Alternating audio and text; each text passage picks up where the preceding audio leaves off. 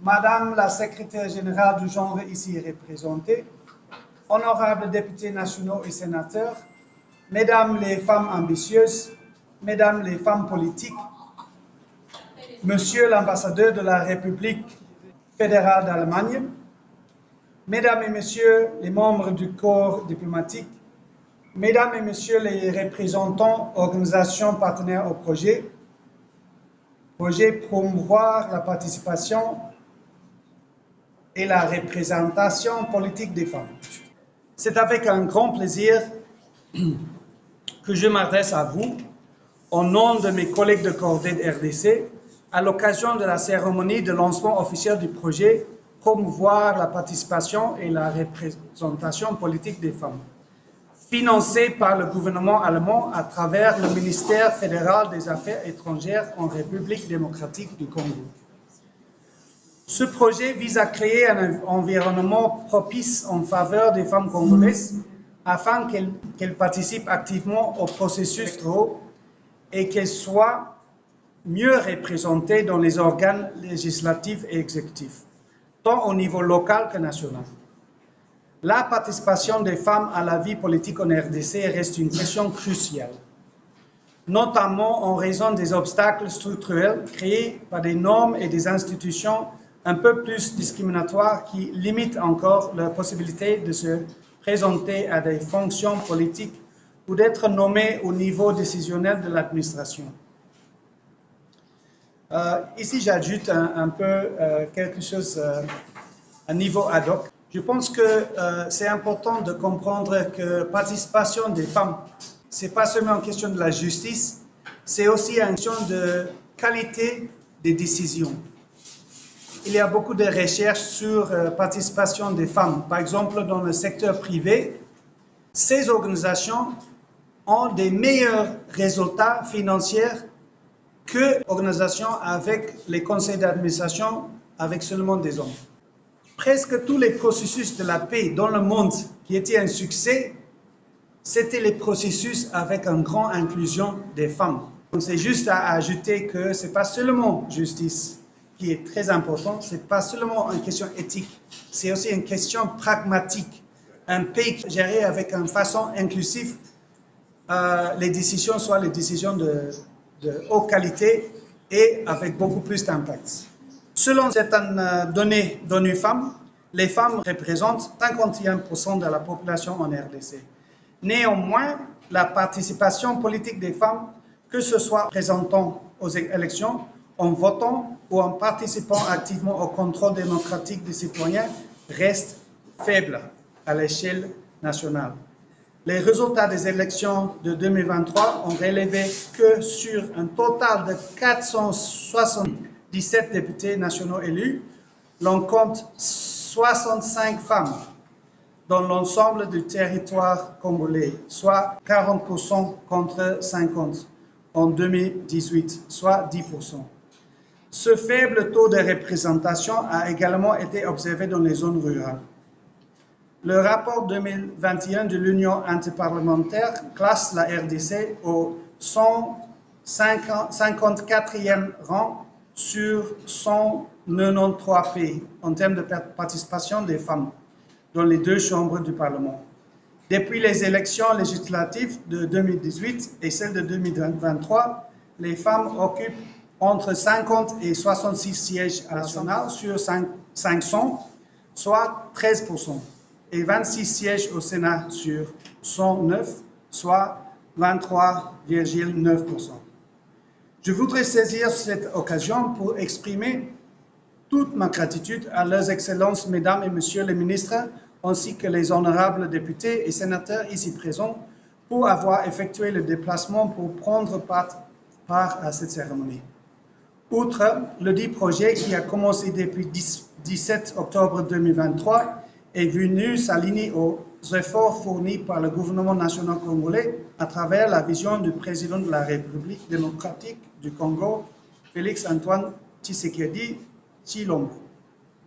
Excellences, mesdames et messieurs les ministres, honorables invités, mesdames et messieurs, c'est ici pour moi l'occasion de transmettre mes sincères remerciements au gouvernement national ici représenté par le ministre du Genre, Famille et Enfants pour le soutien indéfectible qu'il ne cesse d'apporter aux différents projets de Cordée de RDC dans la mise en œuvre des activités en République démocratique du Congo. Grâce au gouvernement national congolais, notre collaboration avec les partenaires s'améliore chaque jour davantage avec des indicateurs objectivement vérifiables s'alignant autour des ODD. Excellences, Mesdames et Messieurs les ministres, honorables invités, Mesdames et Messieurs, c'est en allant du bas vers le haut, en planifiant conjointement nos actions, en coordonnant judicieusement nos efforts que nous allons maximiser nos performances au bénéfice des populations congolaises les plus vulnérables. C'est pourquoi je voudrais profiter de cette occasion pour remercier très sincèrement le gouvernement allemand à travers le ministère fédéral des Affaires étrangères en République démocratique du Congo, ainsi que tous les autres donateurs. Mes remerciements s'adressent également aux organisations partenaires membres de ce projet et à vous tous ici présents pour avoir accepté de bousculer vos agendas respectifs en venant participer à ce lancement officiel de ce projet en République démocratique du Congo. Nous comptons sur votre collaboration et accompagnement pour la réussite de ce projet car, ensemble, nous produirons des résultats palpables pour le bien de la population congolaise dans son ensemble. Au nom du gouvernement allemand, oui, c'est le ministère des Affaires étrangères, mais c'est le gouvernement allemand et avec, on a au moment aussi une ministre des Affaires étrangères qui est très engagée pour une politique extérieure féminine et ça veut dire en soutien avec une priorité du projet pour les femmes dans le monde entier. Mais c'est aussi un thème partout ici, mais j'aimerais bien vous féliciter pour votre courage. Moi, je suis diplomate. Pourquoi? Parce que j'aimerais observer les pays, la politique. J'aimerais renforcer les relations, mais par exemple, personnellement, je ne suis pas intéressé au pouvoir. Mais pour entrer dans la politique, je crois qu'il faut vraiment avoir l'ambition de devenir un leader, d'être en tête, faire un impact par la fonction. Et on dit aussi toujours dans la politique, on n'a pas des amis, hein, c'est une atmosphère, ça aussi mon observation comme diplomate dans la politique, entre les partis politiques, même dans un parti politique, il y a une compétition. Il y a une compétition et c'est à la fin sur les postes, sur l'influence, sur l'impact. Et là, je crois que c'est aussi une des raisons pourquoi on a moins, jusqu'à présent, moins de femmes dans la politique, parce que beaucoup de femmes disent non, non, non, ce n'est pas à moi, ce n'est pas à moi, ce n'est pas ma pensée, ce n'est pas ma nature, mais quand même, il faut entrer dans cet jeu de la politique et il y a des techniques, il y a, je crois, on peut avoir un accompagnement, un coaching, si on veut, pour entrer avec succès dans ce monde. Et là, CordAid, vraiment, on est content d'avoir comme partenaire CordAid. On a plusieurs programmes aussi avec la GIZ dans ce pays, mais on est très content d'avoir ce programme ici parce qu'on a vu en RDC, c'est pertinent. De la capitale congolaise et vous transmettre ces chaleureuses salutations. Excellences, Messieurs l'ambassadeur de la République fédérale allemande, Mesdames et Messieurs, aujourd'hui c'est un grand jour parce que Cordée a pensé ensemble avec la dynamique des femmes juristes organiser ce grand forum scientifique dans lequel on va réfléchir pour trouver les voies et moyens, les approches pour une participation effective de nos mamans, de nos jeunes dans les instances de prise de décision politique. Madame la ministre corrobore cette pensée, elle corrobore l'approche, elle aurait bien voulu venir, mais malheureusement l'agenda n'a pas permis, mais elle m'a demandé de vous dire qu'elle participe elle-même, qu'elle est avec vous, et je crois peut-être la semaine prochaine, elle va dans son bureau recevoir une poignée de vos membres ici, afin de parler avec elle de vive voix, des éléments qui seront trouvés ici comme recommandations. Je disais, c'est un grand événement parce que nous voulons travailler ensemble avec les mamans, nous voulons travailler ensemble avec nos jeunes filles qui peuvent aussi apporter un plus en ce qui concerne l'édifice, la construction de la ville de Kinshasa, mais aussi de la RDC. Promouvoir la participation et la représentation politique de femmes. Alors, c'est un nouveau projet que nous avons déjà lancé au Nord Kivu, au Sud Kivu, et que nous sommes en train de lancer ici maintenant. Notre petit agenda d'aujourd'hui, une petite introduction, présentation du projet, les objectifs du projet, les résultats attendus, les stratégies d'intervention.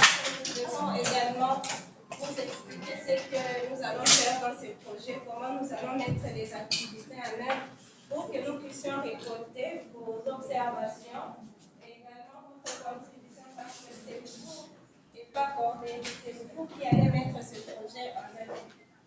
Ce projet est financé par le gouvernement allemand. Nous avons même été honorés par la présence de M. l'ambassadeur à travers le ministère fédéral des Affaires étrangères. Vous allez toujours voir le petit logo là sur, c'était même sur les invitations. Ce sont les donneurs. Le projet a une durée de 2 ans. Et le coût global du projet, c'est 500 000 € répartis entre 2 organisations. Alors, le projet est mis en œuvre par Corded, comme l'a dit monsieur le directeur de Corded, et avec le partenaire DFJ. Corded a des grandes activités de Corded. Il y a la coordination, la planification, le lancement qui est déjà fait, le renforcement des capacités, les plaidoyers de haut niveau, le suivi des activités mises en œuvre ainsi que la communication. Les grandes activités des DFJ, l'identification des bénéficiaires, cela a déjà été fait en partie ici à Kinshasa avec l'appui de nos partenaires de CAJ 1325. Ils nous ont identifié 30 femmes très dynamiques. Nous avons apprécié ce qu'ils ont fait comme travail. Organiser des écoles de campagne. Donc, c'est DFG qui va accompagner les écoles de campagne de femmes. Je vais expliquer en quoi ça va consister les écoles de campagne. Des sensibilisations, accompagnement de femmes par des sessions de restitution. Donc, au-delà des écoles de campagne, je m'excuse de vous tourner les dos. Je me mets un peu au milieu pour que... Donc, au-delà des écoles de campagne, il y aura des sessions de restitution. Donc, vous allez être formés pour former d'autres femmes. Cette formation que vous allez avoir, ça ne sera pas seulement pour vous. Vous êtes des femmes leaders, vous êtes des femmes influentes, vous êtes des femmes politiques, vous êtes des femmes de médias, vous serez formées pour les écoles de campagne et vous allez aller former d'autres femmes. Donc, c'est déjà un travail pour vous, mesdames. Appui aux organisations de la société civile pour leur activité de plaidoyer et sensibilisation communautaire. Nous allons expliquer un peu tout ça, c'est juste une petite présentation. Et là, nous entrons dans le projet. L'objectif principal est là, c'est même sur notre bannière. Créer un environnement propice en faveur des femmes politiques congolaises afin qu'elles participent activement au processus électoraux et qu'elles soient mieux représentées. Mieux représentées. Ah, j'allais souligner ça en rouge, mais c'est déjà en rouge. Donc. Mieux représentées dans les organes législatifs et exécutifs, tant au niveau national, provincial et local. Ça, c'est la grande objectif. Les objectifs spécifiques. L'objectif spécifique numéro 1, c'est renforcer les capacités des femmes afin qu'elles puissent jouer un rôle politique plus important. Vous allez sûrement me demander pourquoi seulement un rôle politique? Pourquoi pas dans l'administration? Nous allons en venir. Pour atteindre cet objectif, nous allons passer par 3 grandes étapes. La première étape, c'est faire une sélection minutieuse des bénéficiaires qui est déjà en cours. Madame Hervé est en train de se charger de ça. Et la cible est de 40 femmes par province.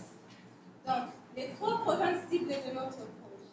Nous devons avoir 40 femmes par province. Sud Kivu, Nord Kivu et Kinshasa. Les 40 femmes, comme je l'ai dit, qui seront formées, iront à leur tour former chacune 15 femmes. C'est beaucoup, hein? Chacune.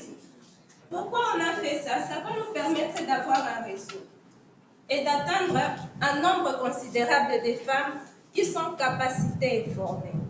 Un bon leader, c'est celui qui transmet les connaissances. Donc, nous allons travailler sur ça. Étape numéro 2, après l'identification des bénéficiaires, nous allons maintenant identifier les formatrices. Qui est-ce qui vont nous former, nous les femmes? Qui est-ce qui vont nous accompagner? Est-ce qu'il faut que nous les fassions seuls? On a toujours, merci, on a toujours besoin, on a, c'est trop fort, hein? Identifier les formatrices. Ces formatrices, ça doit être des femmes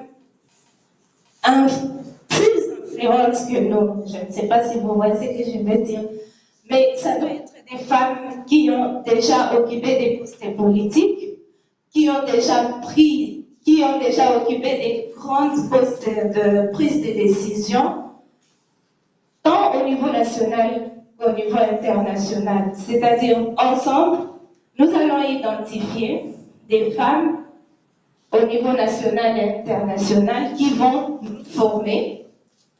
Les hommes, je ne vous explique pas, on peut aussi identifier des hommes, mais que ce soit des hommes qui... Pour aussi échanger avec des autres femmes qui sont peut-être déjà dans la politique et d'être formées aussi sur certaines techniques qui sont pertinentes pour entrer dans la politique.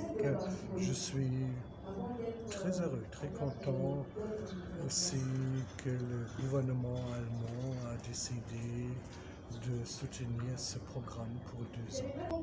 Un programme qui est mis en œuvre par Cordaid, une ONG, avec beaucoup d'expériences, avec des partenaires locaux.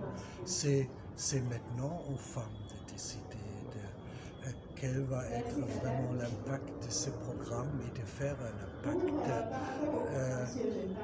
de notre côté par le financement.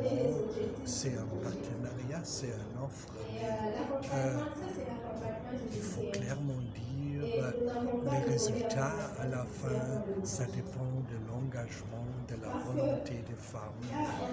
Comme j'ai dit au début, j'ai vu les femmes sont ici très engagées, sont très déterminées de faire une différence. Et je suis content et sûr que le programme sera un succès. Mais à la fin, qu'est-ce qui se passe sur le terrain, dans les provinces, avec la participation des femmes, c'est à eux. Et j'encourage les femmes de profiter de ce programme beaucoup et après faire du mieux sur le terrain. Nous pensons que ce projet peut soulager tant que soit-il la femme, parce que souvent l'homme considère la femme comme ayant faible, mais en réalité elle n'est pas faible. Il suffit simplement d'équiper la femme, de mettre la femme avec tous les moyens possibles. La femme donnera le meilleur d'elle-même.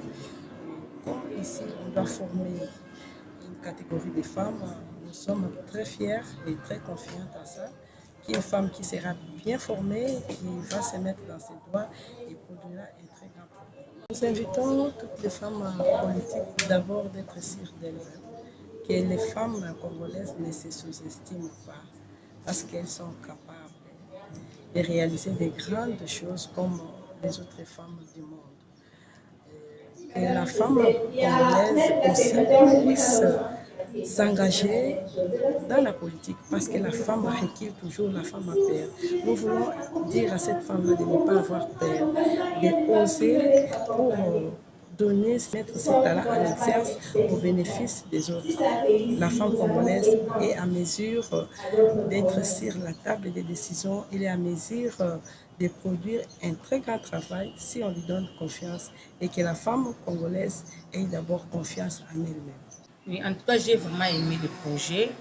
Je remercie beaucoup les partenaires pour l'accompagnement. Par rapport à nos échanges, ce que nous avons aimé au lobbying et au plaidoyer, c'est ça qui a défavorisé cette fois-ci les femmes qui étaient beaucoup plus candidates. Ce que j'ai aimé par rapport au projet, ils vont sélectionner les femmes qui seront des formatrices. Ils vont sélectionner aussi les femmes qui ont des ambitions.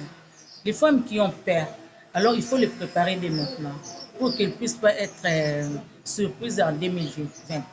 Vraiment, cette fois-ci, nous avons recommandé que les projets puissent être beaucoup plus au niveau de nos bases à travers les tribunes d'expression populaire pour que la femme soit beaucoup plus visible. Nous qui étions élus non proclamés, de ne pas nous décourager, car ce n'est pas la fin du monde. Continuons, ne décourageons pas, soyons toujours sereins, car la vie continue. En 2028, j'espère que nous allons gagner, surtout avec le lobbying, avec l'accompagnement du projet des Cordettes. Je suis vraiment très ravie par rapport aux assises et par rapport aux exposés de tous nos intervenants, y compris les directeurs et l'ambassadeur lui-même. Franchement, je suis touchée par leur générosité, mais malheureusement, que je vois, il n'y a que peu de femmes qui sont venues assister aux assises. Moi, je pense, après avoir suivi avec attention toutes les présentations par rapport au lancement officiel du projet participation et représentation des femmes politiques au sein des postes de prise de décision, même électives, j'ai retenu ceci. On ne peut pas se dire leader sans être outillé. Quand je parle d'outils, je vois la formation, le renforcement des capacités de la femme.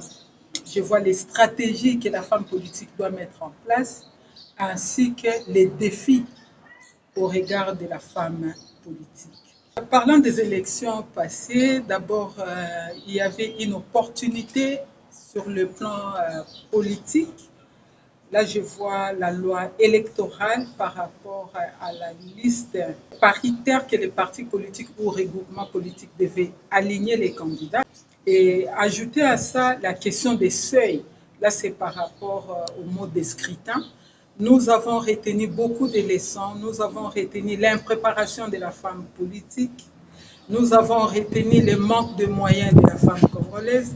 Nous avons retenu le manque de stratégie aussi sur le plan médiatique parce que vous serez d'accord avec moi que ces élections étaient numériques et la plupart des électeurs, des candidates femmes, et cette femme-là qui n'est pas informée, cette femme-là qui n'a pas la formation quant à l'utilisation de l'outil informatique, ça posait aussi beaucoup de problèmes.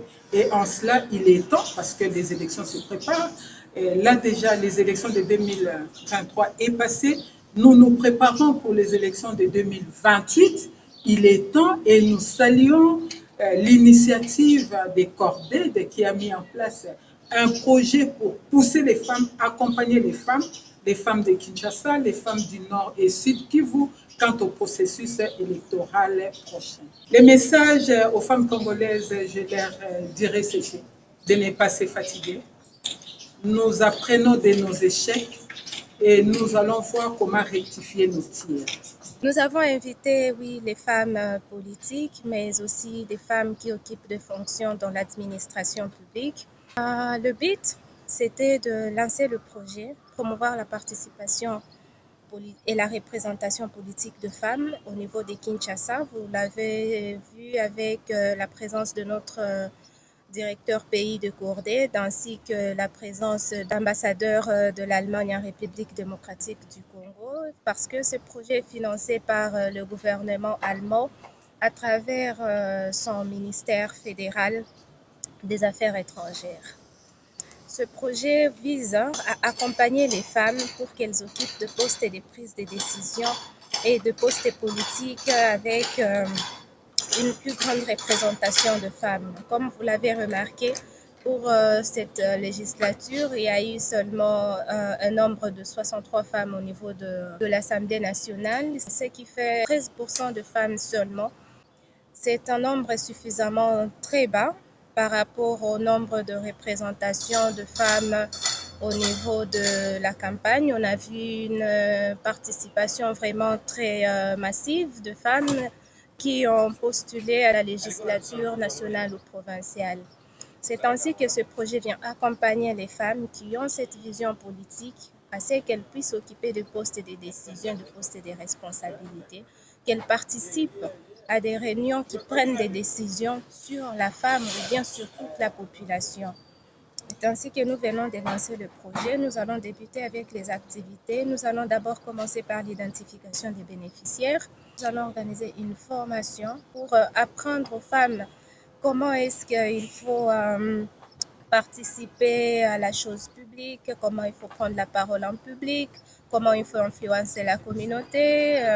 Et donc, autant d'activités à faire. Et nous allons également mener les lobbying et plaidoyers au niveau de la présidence, au niveau du gouvernement local, central, afin que nous puissions avoir un minimum de 30% de participation de femmes à la formation du gouvernement qui est en cours.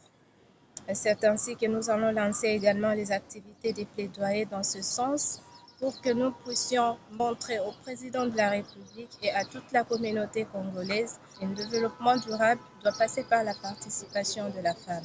Aujourd'hui, c'était une journée dédiée au lancement du projet dans la ville-province de Kinshasa, le lancement du projet promotion à la participation politique des femmes et représentation au niveau des instances de prise de décision.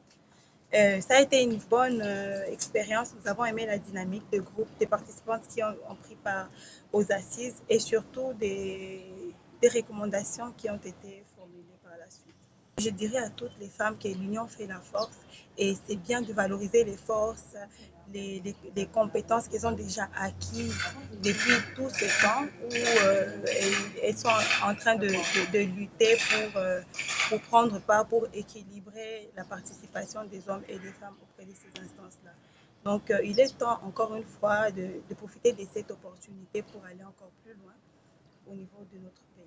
Malgré les problèmes qu'on a dans notre pays par rapport à la participation de la femme, il y a aussi des partenaires, il y a des organisations internationales à renforcer les capacités de la femme congolaise pour sa participation au poste politique et administratif également.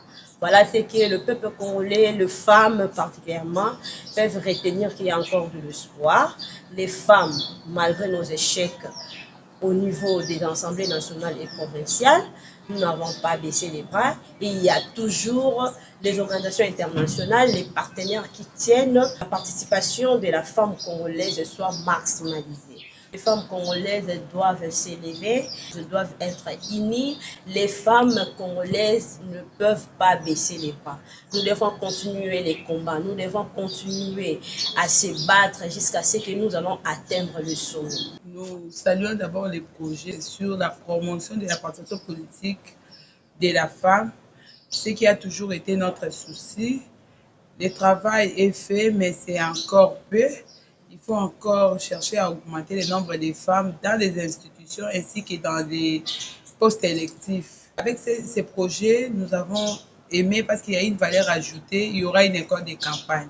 Déjà avec l'école de campagne, comme c'est un projet de 2 ans, les femmes seront formées et seront accompagnées régulièrement pendant ces 2 ans et ça va susciter les ambitions parce que je suis coordonnatrice du mouvement des femmes ambitieuses en République démocratique du Congo. J'encourage les femmes d'accueillir ces projets. Il faut que la femme là soit réellement préparée pour les combats. Dans des postes de prise de décision, il faut toujours une préparation. Et comprendre les enjeux politiques et s'adapter. Avec cet accompagnement, ça va nous aider. C'est d'abord ça notre combat de tous les jours en tant que mouvement Bien sans les femmes et aussi centre d'études sur la justice et la résolution 1325. C'est notre combat de tous les jours. Nous nous battons justement pour la participation politique des femmes, bien qu'il y ait encore beaucoup de choses à faire, mais nous nous battons pour qu'il y ait beaucoup de femmes dans les instances de prise de décision. J'encourage les femmes en tout cas, qu'elles ne se fatiguent pas, qu'elles ne baissent pas les bras, parce que le combat n'est pas encore fini. Nous allons nous battre jusqu'à la fin. Donc, même si pour 2023, vous n'avez pas été proclamé député ou quoi que ce soit, mais ne baissez pas le bras. On va continuer, nous allons nous battre jusqu'à ce qu'il y ait une très bonne représentation des femmes dans les instances de prise de décision. Merci. Nous venons d'assister à une activité de lancement officiel d'un projet sur la promotion de la participation politique et aux instances de prise de décision de femmes et de filles en RDC. Le message essentiel était basé sur la présentation générale du projet.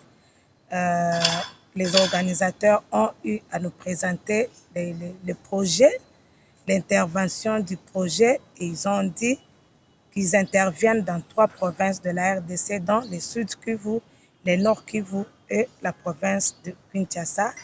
Ils ont dit qu'ils auront besoin de former 40 femmes leaders par province pour qu'après, ces femmes descendent aussi dans leur base pour former de la matière qu'ils ont reçue à la terre. En tant qu'activiste des droits de personnes handicapées, je lance un cri d'assonel auprès de toutes les femmes congolaises qui n'ont pas pris leur destin en main, en général et en particulier toutes les femmes en situation de handicap. Je nous demande de prendre notre destin en main pour que nous allons défendre le développement de notre pays.